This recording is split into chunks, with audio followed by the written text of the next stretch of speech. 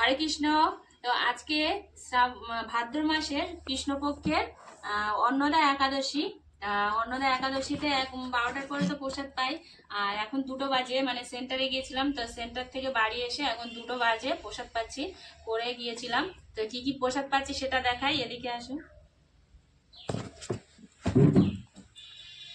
এই যে প্রসাদ, ফল প্রসাদ ভগবানের দিয়েছিলাম সেটা আছে। আর এদিকে সাবুর পকোড়া আছে, আর এদিকে বাদামের স্যালাড আছে, শসা আলু দিয়ে, বাদাম দিয়ে। আর এদিকে পেঁপে আলুর তরকারি আছে,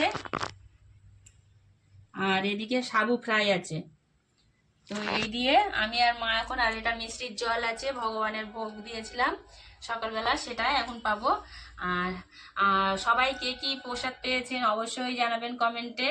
তো এখন আমরা সেবা পাবো। তো রাধে রাধে।